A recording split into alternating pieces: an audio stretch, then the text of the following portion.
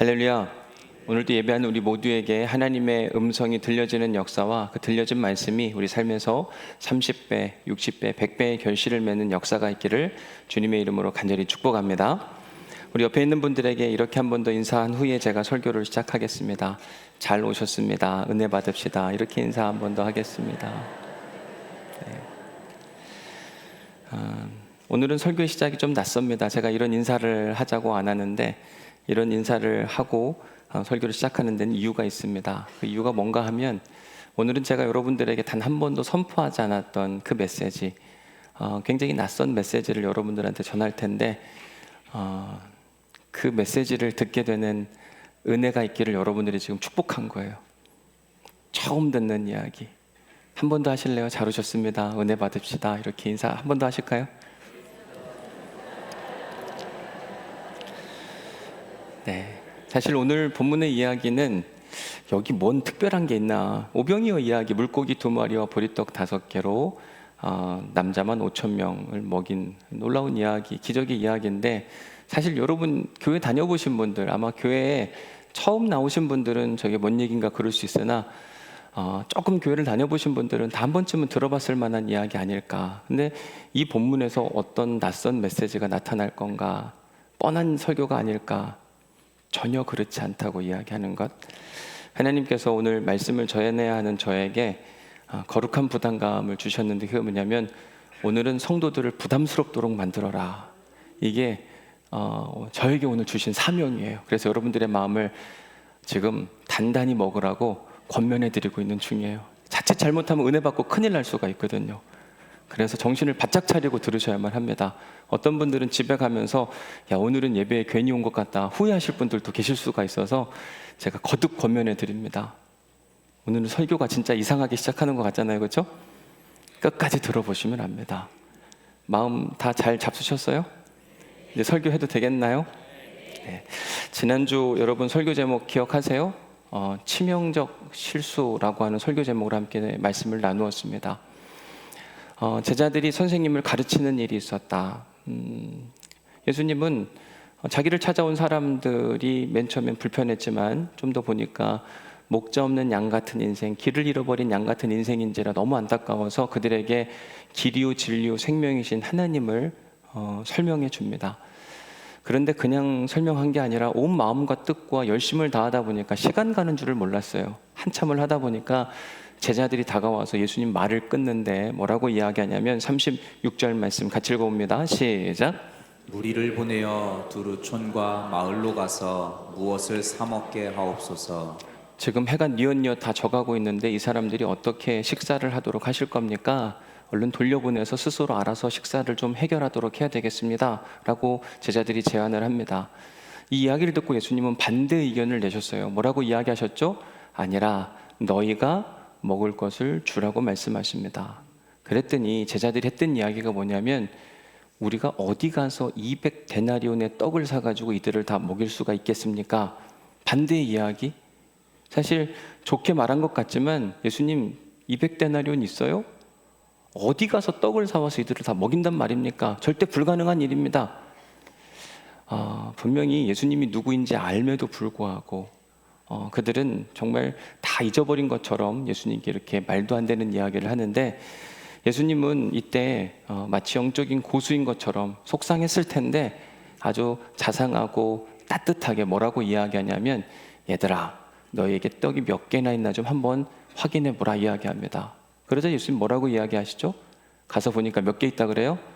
떡 5개와 물고기 2마리가 있다고 이야기합니다. 그 이야기를 듣고 예수님 하신 이야기가 뭐냐면 야, 이 정도면 충분하다.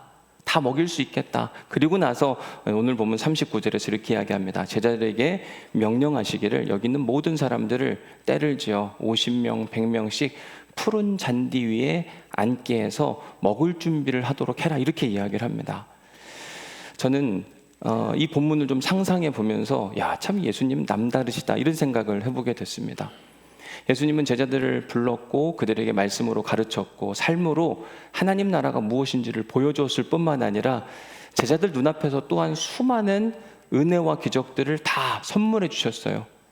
제자들이 예수님을 안 믿을래야 안 믿을 수밖에 없는 상황이었는데 제자들은 지금 예수님 앞에서 치명적인 실수, 제자가 선생님을 가르치는 일을 했을 뿐만 아니라 하나님의 능력을 분명히 경험했는데 그 하나님의 다시 일하심에 대한 기대가 1도 없는 아주 치명적인 실수를 저지르게 됩니다. 만약에 제가 이런 상황에서 예수님이었으면 아마 제자들을 엄청 혼냈을 것 같아요. 아유, 야 이놈들아, 너희들은 지금까지 나와 함께하면서 뭘 배웠냐? 내가 너희 같은 것들을 내 제자로 택했다니 내가 실수지, 내가 실수야. 아마 이렇게 차갑게 반응하지 않았을까, 이런 생각이 드는데 예수님은 아주 자상하게 뭐라고 이야기했냐면, 얘들아, 너희들 떡 몇 개 있어? 한번 찾아볼래? 확인해 봐봐. 이런 상황에서 이렇게 친절하게 대하는 예수님의 모습이 너무 신선해 보였어요. 그런데 다른 한편으로는 예수님의 이런 태도가 신선해 보이기도 했지만 제자들의 반응 역시 매우 특별해 보이는 겁니다. 오늘 설교 제목을 보시면 뭐라고 되어 있죠? 납득되지 않을 때. 예수님의 제자들은 지금 예수님이 하신 이야기가 도무지 납득되지가 않았습니다. 설득되지 않았고 이해가 되지 않았어요. 지금 해는 뉘엿뉘엿 지어가고 있고 사람들은 한 5천 명들, 남자만 5천 명이면 부녀자들까지 다 합하면 2만 명이 넘는 사람들이 예수님 이야기를 듣고 있었고, 근데 그들의 식사를 좀 해결하려면 지금 돌려보내지 않으면 불가능하다. 어떻게 먹이려고 하냐. 그래서 자기들 결론이 뭐냐면 이들을 먹일 수 없으니까 지금 돌려보내서 스스로 끼니를 해결하도록 하자. 이게 예수님의 결론이었습니다. 근데 예수님 뭐라고 이야기하냐면, 아니야, 너희가 먹을 걸 주는 게 필요해. 돌려보낼 생각하지 말고 너희가 주면 좋겠어. 이때 예수님의 제자들이 막 짜증을 내잖아요. 예수님, 그게 말이 된다고 생각하십니까? 우리에게는 그만한 여유가 없어요. 떡이 있냐고요? 먹일 게 어디 있냐고요? 여러분, 37절 말씀을 유심히 살펴보면 제자들은 결코 예수님 이야기에 수긍하는 모습이 아니에요. 예수님 말씀하시니까 고개를 끄덕이면서 아멘 아멘, 내가 그렇게 하기를 원합니다, 이런 모습이 전혀 보이지 않아요. 예수님 왜 저런데? 저희 가능하다고 생각해? 말도 안 되는 이야기인데 도대체 우리 보고 어쩌라는 거야? 제자들은 지금 예수님 이야기를 듣고 고개를 갸우뚱갸우뚱 할 만한 그런 상황이었습니다. 여러분들은 어떠세요? 여러분들이 이해가 안 되는 일들 있잖아요. 납득이 안 되는 상황. 그런 일들이 찾아왔을 때 여러분들은 어떻게 반응을 하십니까? 오늘 설교 제목처럼 납득되지 않을 때. 보통의 사람들은 자기의 이성적인 판단 가운데 뭔가 납득이 되지 않는다? 그러면 그 말을 들으려고 하지도 않고 그 말에 순응하려고 하지도 않습니다. 오히려 내가 이해가 되면 그래, 한번 해봐야지. 뭔가 적극성을 띨 수는 있으나 이해가 되지 않는 건 아유, 말도 안 되는 소리, 난 싫습니다, 안 할 겁니다, 이게 일반적인 사람들의 태도이거든요. 근데 오늘 본문을 자세히 보니까 예수님 제자들은 예수님이 하신 이야기가 도무지 납득되지 않는데 오늘 본문에 어떻게 반응하는가. 40절 말씀 보실래요? 39절에서 뭐라고 이야기했냐면, 물고기 2마리와 보리떡 5개로 이 사람들을 다 먹일 수 있는 상황이 되니까 사람들을 때를 지어서 좀 앉게 해라 라고 이야기합니다. 그랬더니 제자들 어떻게 했어요? 40절 같이 읽어봅니다. 시작. 때로 100명씩 또는 50명씩 앉은지라. 무리를 만들어서 여기 한 무리 앉게 하고 여기 또 한 무리 앉게 하고 아주 곳곳에 사람들을 앉게 한 이야기입니다. 41절은 더 기가 막힌 이야기입니다. 41절도 같이 읽어봅니다. 시작. 예수께서 떡 5개와 물고기 2마리를 가지사 하늘을 우러러 축사하시고 떡을 떼어 제자들에게 주어 사람들에게 나누어 주게 하시고 또 물고기 2마리도 모든 사람에게 나누시매. 여러분 한번 생각해 보면 예수님이 지금 목자 없는 양같이 길을 잃은 사람들, 그런 사람들이 예수님께 찾아와서 좀 우리를 도와달라, 우리의 삶의 길라잡이가 되어달라, 이런 이야기를 한 겁니다. 그럴 때 예수님은 지금 하나님 나라 복음을 다 선포했고 그들에게 말씀만 선포한 게 아니라 먹을 양식도 좀 챙겨줘야 되겠다, 이런 마음을 가지고 지금 사람들이 가지고 있는 양을 뭐가 있냐라고 물었더니 가져온 게 물고기 2마리와 떡 5개라고 이야기를 합니다. 여기서 말하는 떡을 이 아르토스라고 하는 표현을 사용하는데, 우리가 번역을 할 때 우리나라 옛날에 빵이 없었기 때문에 떡으로 번역했지만 실제로 유대인들에게는 떡이라고 하는 개념보다는 빵, 밀가루로 만든 빵에 대한 개념이 훨씬 더 강합니다. 그러니까 예수님 하신 이야기가 여기 물고기 2마리와 보리떡 5개가 있는데 하늘 하나님 여기 은혜를 베푸셔서 여기 있는 모든 사람들이 먹을 수 있도록 도와주옵소서, 이렇게 기도하신 다음에 제자들에게 건네면서 요즘 사람들에게 나눠줘라고 이야기를 합니다. 그런데 이 이야기를 듣고 나서 제자들이 기뻐했을까 당황스러웠을까? 당황스러웠을 것 같아요. 왜냐하면 빵 5개, 이게 결코 많은 게 아닙니다. 유대인들은 빵을 가지고, 여기서 말하는 빵이라고 하는 게 사이즈가 얼마나 큰가? 고대 기록에 의하면 이 빵은 일반적으로 지름이 한 10에서 12cm 정도 되는 빵, 두께가 한 2, 3cm 되는 빵, 그거 5개 쌓아놓으면 어린아이의 식사 정도가 된다고 이야기할 정도로 적은 양, 어른들이면 뭐 간식 정도 되지 않을까요? 그만한 빵이 있는데 예수님이 그 위에 기도를 하시고 사람들에게 나누어 주라고 이야기하는데, 여러분 예수님이 아무리 세게 기도를 해도 빵 5개로 막 이게 부풀었다고 생각합시다. 몇 명 정도나 나눠줄 수 있을까요? 많아야 한 5명, 10명, 20명, 그렇지 않을까요? 말이 안 되는 얘기입니다. 지금 남자만 5,000병이 모여있는 상황에서 이 빵을 떼어 사람들에게 나누어 주라고 이야기하는데 사실은 이해가 안 되는 거죠. 아니 이거 나눠주면 몇 명이나 나눠준다고 이걸 지금 나눠주라고 하는가?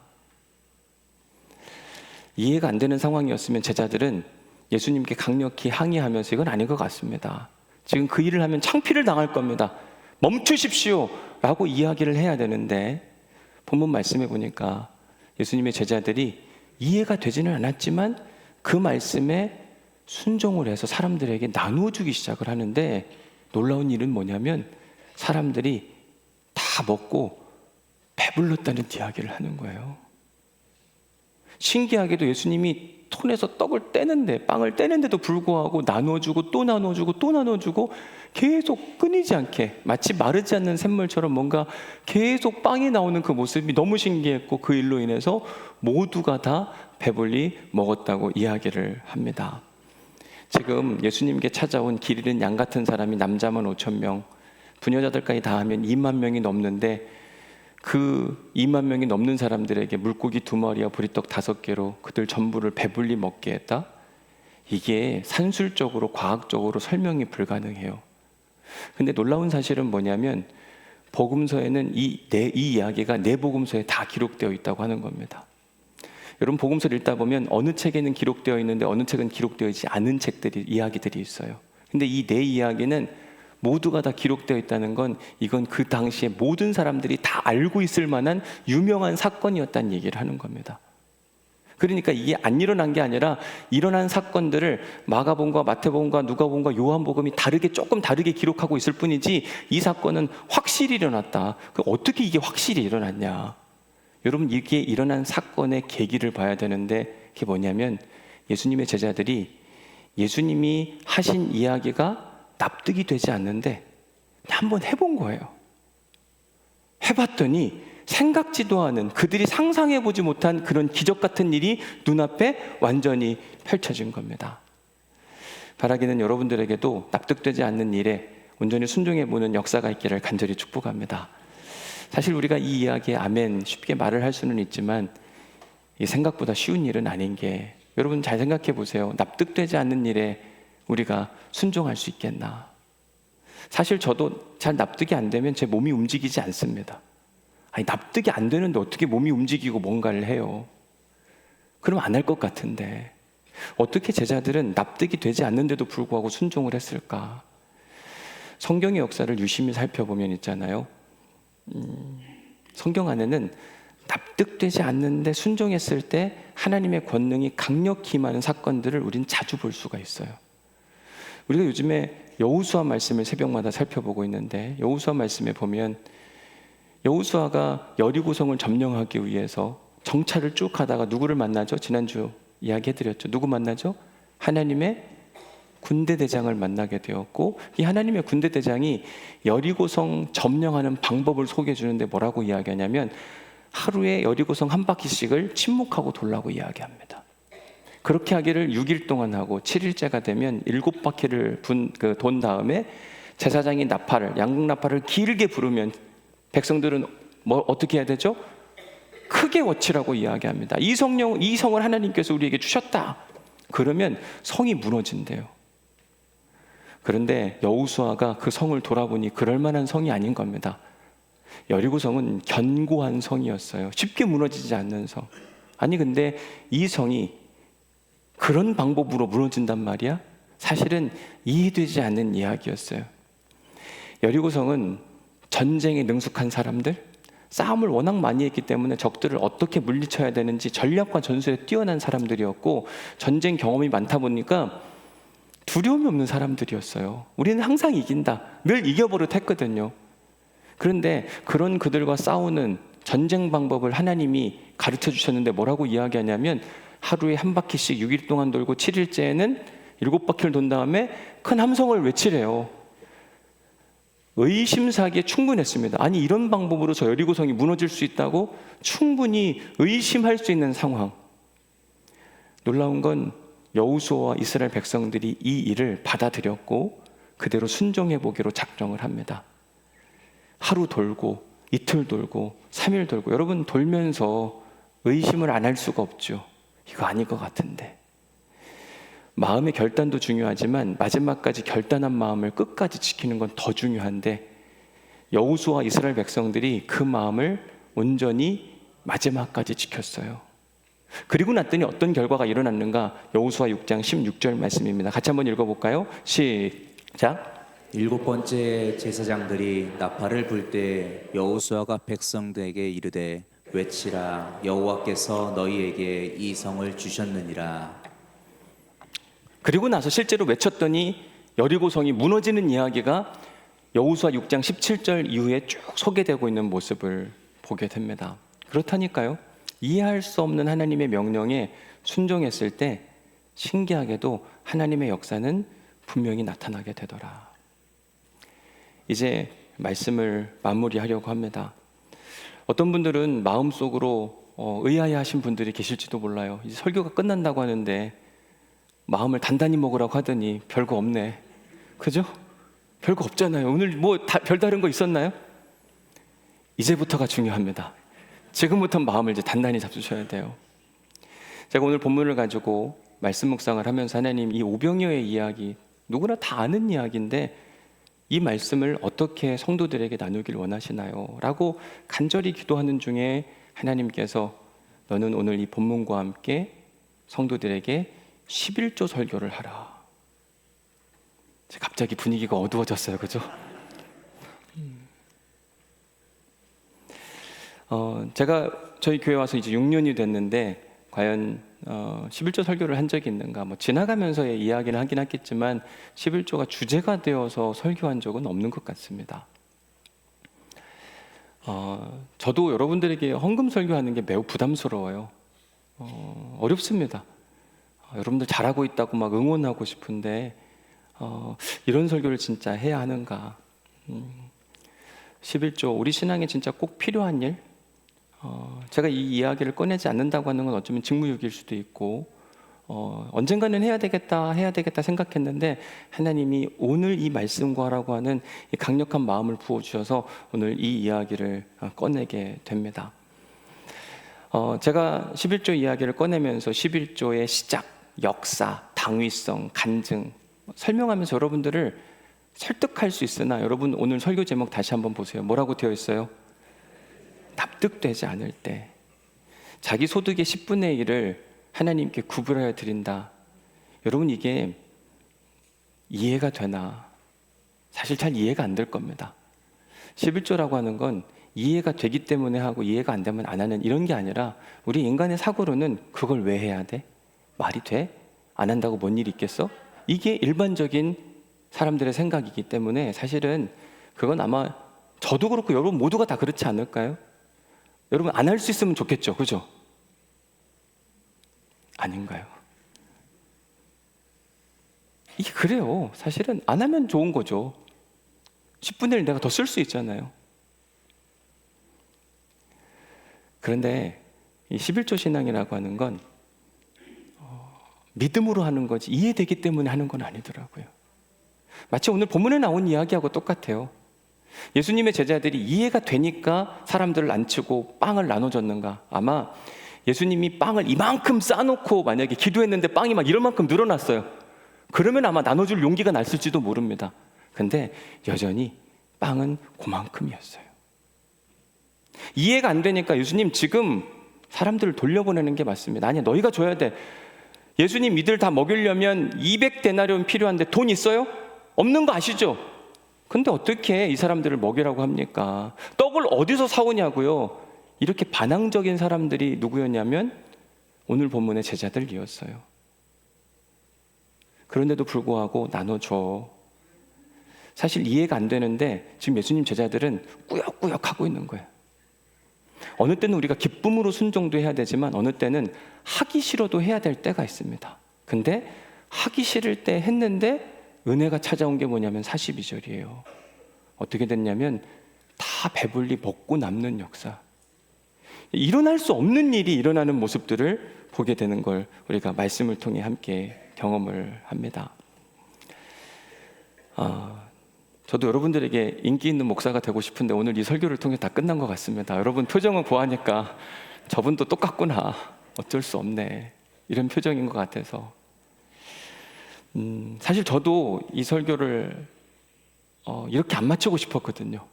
좋게 아름답게 근사하게 마치고 싶은 마음이 진짜 간절했는데 하나님이 제게 주시는 마음은 뭐냐면 지금이 다 힘들다 그러잖아요. 내년도는 더 힘들 거라고 이야기하고 코로나보다 더 힘든 시기를 살아가고 있는 우리에게 제게 주신 하나님의 마음, 박 목사, 너는 너희 교회 성도들이 풍성해지기를 원하느냐? 담임 목회자로서는 당연히 그렇죠. 여러분들 중에 궁핍한 사람이 한 사람도 없기를 간절히 축복합니다. 이게 제 마음이에요. 웬만하면 축복하고 싶은 마음. 하나님, 당연히 우리 교회 교우들이 잘 되기를 원합니다. 풍성한 은혜 누리기를 원합니다. 그러면 이 11조 이야기를 절대 빼먹으면 안 돼. 저한테 거듭 부담감을 주시면서 우리가 잘 아는 말라기서 3장 10절 말씀을 저한테 선물해 주시는데 같이 읽어봅니다. 시작. 만군의 여호와가 이르노라 너희의 온전한 11조를 창고에 들여 나의 집에 양식이 있게 하고 그것으로 나를 시험하여 내가 하늘 문을 열고 너희에게 복을 쌓을 곳이 없도록 붙지 아니하나 보라. 하나님이 하시는 이야기, 너희는 11조를 창고에 들여라고 말하지 않고 어떻게 해요? 어떤 11조요? 온전한 11조. 이건 액수의 이야기도 하지만 마음의 이야기, 믿음의 이야기이기도 한 겁니다. 10의 1조를 드리는데 믿음이 없는 10의 1조는 의미가 없음을 이야기해요. 웬만하면 적게 내려고 하는 신앙. 그럼 하나님도 어떻게 할까요? 웬만큼 적게 주려고 할 겁니다. 그렇지 않을까요? 이걸 시험이라고 표현하면서 너가 그렇게 했을 때 하늘 문을 열고 복을 쌓을 곳이 없도록 붙지 아니하는가 보라고 이야기를 해요. 풍성케 하기 위해서는 이 일을 꼭 해야만 하는 거구나. 제가 깨달은 겁니다. 저도 하기 싫었다니까요. 좋은 이야기하고 멋진 이야기하고 그게 훨씬 더 제가 한 해를 마무리하면서 좋을 텐데 하나님은 그게 아니라 성도들이 풍성함의 은혜를 누리는 방법을 반드시 소개해야 된다. 그러면서 고린도후서 9장 10절 말씀을 함께 해주시는데 이렇게 되어 있어요.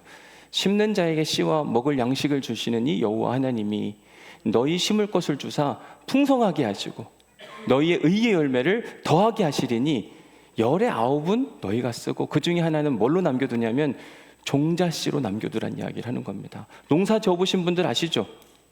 농사 지을 때 열이 있으면 10개 다 그에 먹나요? 종자씨를 남깁니다. 뭘 위해서? 내년을 위해서. 이걸 다 먹는 사람이 바보가 천치인 거예요. 똑같습니다.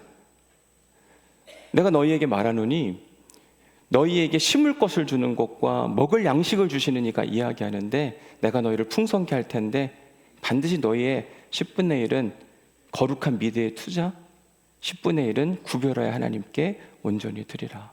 그리하면 내가 너희에게 풍성케 하는가 안 하는가 보기만 해라. 여러분, 물고기 2마리와 보리떡 5개로 2만 명이 넘는 사람들을 먹인다. 저 같으면 여기 무조건 투자합니다. 그러지 않을까요? 아니 물고기 2마리와 보리떡 5개로 어마어마한 사람을 먹이는데 거기 투자 안 하는 사람이 바보 아니에요? 오늘 이 이야기를 여러분들에게 꼭 소개해드리라고 저에게 거룩한 부담감을 주셨어요. 그래서 저도 오늘 이 설교가 부담스러웠지만 지금은 자유롭게 여러분들에게, 왜? 여러분들에게 잘 되는 방법을 가르쳐 주는 거기 때문에. 제가 여러분들 설득하려고 하는 마음 1도 없는 겁니다. 아마 설득하려고 했으면 논리적으로 막 해야 됐을 텐데 오늘 설교 제목이 딱 그거예요. 뭐라고 되어 있어요? 납득되지 않을 때. 이게 이해가 돼서 하는 게 아니라 이해가 되지 않는다 하더라도 이런 일이 일어나는지 일어나지 않는지 보기만 해라. 하나님이 제게 주신 마음은 너는 이 11조 신앙의 이야기를 오늘 설교 본문과 마지막으로 성도들에게 건네고 납득되지 않는데도 불구하고 온전한 11조를 드리려고 하는 그 순종의 마음을 가진 사람들에게 내가 2026년도에 오병이어의 역사를 일으키나 너는 한번 보라. 이게 제게 주신 마음이요. 저는 선포를 했을 뿐. 이제 모든 몫은 누구에게 있는 거예요? 우리 모두에게 있는 겁니다. 바라기는 지금까지 잘 해오신 분들도 계실 텐데 잘 안 되신 분들, 여러분들이 풍성하게 누려지는 은혜를 여러분들에게 오늘 그 방법을 소개해드렸습니다. 이해되지 않는다 할지라도, 납득되지 않는다 할지라도 꼭 온전한 11조를 통하여 오병이어의 역사가 우리 두 눈에서 온전히 보여지는 은혜가 있기를 주님의 이름으로 간절히 축복합니다. 은혜 받은 말씀 1번 적어보시는데 뭐라고 적으면 될까요? 11조 한다 이렇게 적으시면 됩니다. 하자도 아니에요. 한다 이렇게 적으시면 됩니다. 딴 거 적으시지 마시고 딱 그거 적으시면 돼요. 그러면 오늘 설교 잘 들으시고 예배 잘 들으신 겁니다. 2번, 제자들이 오병이어의 기적을 어떻게 경험할 수 있었습니까? 어떻게 경험할 수 있었죠? 납득되지 않았지만 뭐함으로? 이 순종은 여러분 기쁨의 순종이 아닙니다. 우리는 기뻐야 된다고 생각하는데 어느 때는 기쁘지 않아도 해야 될 일이 있어요. 이유를 알 수 없는 그냥 해봐야 될 때가 있습니다. 근데 그러고 났더니 물고기 2마리와 떡 5개로 남자만 5,000명이 다 배불리 먹는 역사가 찾아와요. 이게 참 신기한 이야기입니다. 한 2주 전에 있었던 일입니다. 어느 분이 저한테 카톡을 보내왔는데 저를 만나고 싶다고 이야기를 해요. 지난 봄에 저를 찾아온 분이신데 이분은 저한테 뭐라고 이야기했냐면 목사님 때문에 신학교를 갔으니까 목사님이 책임지라 그러더라고요. 이제 막 졸업을 하시는 분이신데 제가 수원에 있을 때 같이 신앙생활 했던 집사님이신데 저 때문에 신학교를 갔대요. 저는 한 번도 그분에게 신학교 가라는 이야기를 한 적이 없어요. 본인이 마음에 결단을 하고 신학교를 갔고 지금은 세무공무원이에요. 직급도 6급인가 5급인가 진급을 앞두고 있대요. 그런데 휴직을 했다가 이제 신학교를 졸업하고 복직을 할 것인가 아니면 목회를 할 것인가 결정을 해야 되는데 목사님이 해주셔야 된다는 거예요. 제가 남의 인생을 어떻게 결정합니까? 뭐라고 이야기하냐면 지난 2020년에 여기 해운대 백사장을 걷고 그리고 주신 말씀이 있어서 본인이 목회하기로 마음에 결단을 했는데 막상 신학교를 졸업하고 목회를 해보려니까 만만치가 않더라. 나를 받아주는 곳이 없더라. 40대 중반이거든요. 그러니까 받아주는 곳이 없는 거죠. 근데 마음이 굉장히 뜨거운 분이세요. 하나님을 정말 사랑하는 분. 제가 우리 교회에 자리가 있기만 하면 그분을 데려오고 싶을 만큼 정말 뜨거운 분이었거든요. 근데 길은 열리지 않는다고 이야기하고 직장도 세무공무원 번듯하게 있는데 하나님의 부르심에 따라 가십시오 이렇게 말하는 게 저도 약간 조심스럽더라고요. 한참을 이야기하다가 집사님 너무 귀한 마음 가지고 여기까지 왔는데 감리교회는 12명이 모여야 교인으로 형성이 되고 그게 교회 공동체의 시작입니다. 그래서 교회의 건물을 렌트를 하고 거기서 교회를 시작하는 것보다 먼저 성도들과 함께 예배하는 일을 하시면 좋을 것 같아요. 그냥 일단 해보겠다고 그냥 상가 건물 렌트해가지고 월세 내고 막 이렇게 하지 마시고 그냥 예배 공동체를 먼저 형성해 보시면 좋을 것 같아요. 이렇게 안내를 해드리면서 하나님이 원하시면 분명히 사람들이 모이지 않을까요? 이런 이야기를 했는데 사실 요즘에 사람들 개척목회 하는 게 쉬운 일은 아니잖아요. 근데 그게 하나님 주시는 마음에서 그렇게 나눴는데 이분이 얼마 전에 저한테 연락을 해서 하신 이야기가 뭐냐면 목사님 기적이 일어났대요. 무슨 기적이에요? 그랬더니 목사님 이야기한 대로 안 될 것 같은데 방법이 뭘까 고민하다가 유튜브를 시작하게 되었고 자기가 사람들에게 성도가 하나도 없는데 유튜브에 대고 설교를 하기 시작했는데 사람들이 모이기 시작한다는 거예요. 있을 수 없는 일이 일어났다고 하면서 이제는 앞으로 그 다음에 뭘 해야 되는지를 좀 가르쳐달라고 12월에 만나러 오겠다고 이야기를 하는 겁니다. 여러분 일어나지 않을 것 같은데 이 이해가 안 되지만 뭔가를 하는데 역사가 일어난다니까요. 우리는 이해되면 할 수 있을 것 같으면 하는데 그건 누구나 다 하는 일입니다. 근데 하나님의 역사는 이해되지 않는데 한번 순종해 보니까 놀라운 역사가 일어나더라고요. 오늘의 이야기도 여러분 이해가 되지 않을 수도 있으나 하나님 필요하니까 이렇게 이야기를 막 만들어 가시지 않을까요? 3번, 왜 당신은 온전한 뭐를 11조를 못하고 계시나요? 경제적으로 넉넉하고 싶으신가요? 다 먹고도 12강주가 남는 역사를 보고 싶지 않나요? 그렇다면 온전한 뭘 해야 돼요? 11조 신앙에 도전해 보시기를 바랍니다. 하나님이 일하시거든요. 분명히 일하십니다. 그러면 와, 이런 역사가 있네? 놀라운 은혜가 찾아와요. 은혜 받으셨어요? 큰일 났죠. 오늘 괜히 왔죠. 괜히, 그죠? 가다가 잃어버릴 사람들도 분명히 있는데 여호수아는 은혜를 받고 마지막까지 그 일을 지켜갔더니 여리고성이 무너졌고, 제자들도 이유는 알 수 없지만 앉게 하고 나누어주게 하라고 했을 때 그냥 나누어졌다가 큰 역사를 보게 됩니다. 바라기는 우리 중에 마음이 결단하시고 그 마음이 흐트러지지 않고 놀랍게 일하신 하나님의 역사를 우리 모두가 경험할 수 있기를 주님의 이름으로 간절히 축복합니다. 오늘 우리 함께 부를 결단 찬송 소개하고 우리 반주해 주시면 좋을 텐데, 찬송가 123장 성탄 찬송이긴 한데 오늘 2절하고 4절을 부르려고 합니다. 2절은 동방의 별 하나가 이상한 빛을 비추어, 목자들이 오는, 그 동방 박사들이 오는 이야기인데, 여러분 어느 날 갑자기 별빛이 바벨론 땅에서 보이기 시작해요. 어떤 사람은 페르시아라고도 이야기하는데 페르시아는 훨씬 더 먼데 그 빛이 이상한 빛을 내는데 뭔가 일이 일어날 것 같은 거죠. 그래서 그들이 얼마를 걸어오냐면 1500km를 걸어옵니다. 페르시아면 3000km. 와서 봤더니 그 별이 뭐였냐면 예수님을 드러내는 거였어요. 이유를 알 수 없는데 그 별을 따라가다가 아기 예수의 탄생을 첫 번째로 본 은혜를 누리게 되는 겁니다. 여러분, 이유를 알 수 없을 때에도 우리가 그냥 그 빛을, 그 말씀을 따라가야 될 때가 있거든요. 그걸 기억하면서 우리 찬송가 123장 2절, 4절을 우리 힘있게 다 함께 자리에서 일어나셔서 우리 함께 찬양하도록 하겠습니다.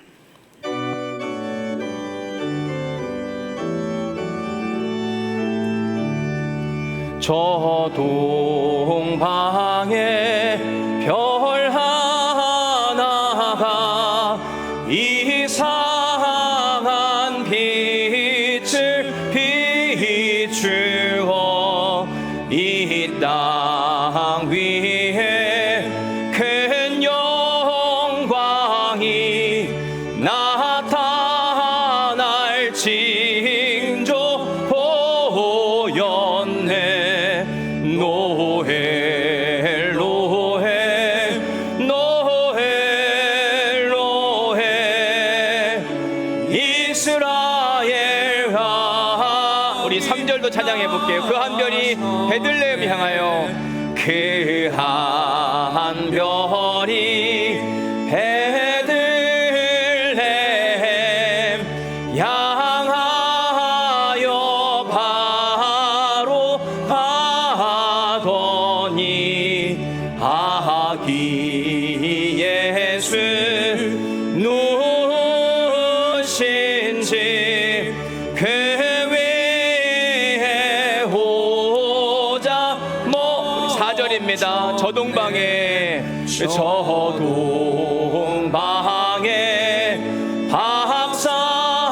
박사들이 새 아기 보고 절하고 그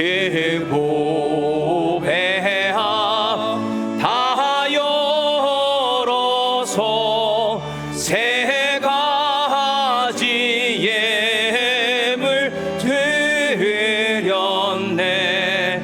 노엘 노엘 노엘 노엘 이스라엘 왕. 노엘 노엘 그 하나님을 찬양합니다. 노엘 노엘 노엘 노엘 노엘 이스라엘 왕이 나셨네. 파송의 말씀을 드립니다. 그리스도의 몸된 교회들이요, 하나님의 놀라운 역사를 기대한다면 납득되지 않아도 11조 신앙에 도전해 보십시오. 오병이어의 역사가 반드시 일어날 것입니다. 아멘. 주신 말씀에 순종하여 내 삶의 오병이어의 기적을 기대하며 11조 신앙에 도전해 보겠습니다. 그러나 주여 나를 도우소서. 제 마음이 원하지만 현실은 자주 불순종입니다. 이제는 우리 주 예수 그리스도의 은혜와 아버지 하나님의 극진하신 사랑과 성령님의 감동 감화 역사 교통으로 충만하심이 이제 오늘 말씀을 듣고 우리 눈앞에서 오병이어의 기적의 역사를 기대하고 꿈꾸는 성도들에게 마음의 결단, 온전한 11조를 주님 앞에 올려드림으로 우리의 삶에 쌓을 것이 없도록 풍성케 하시겠다고 하는 약속을 기다리는 우리 사랑하는 성도들에게 하늘의 은혜와 역사가 마음껏 부어지는 역사가 있기를 간절히 축원하옵나이다. 아멘.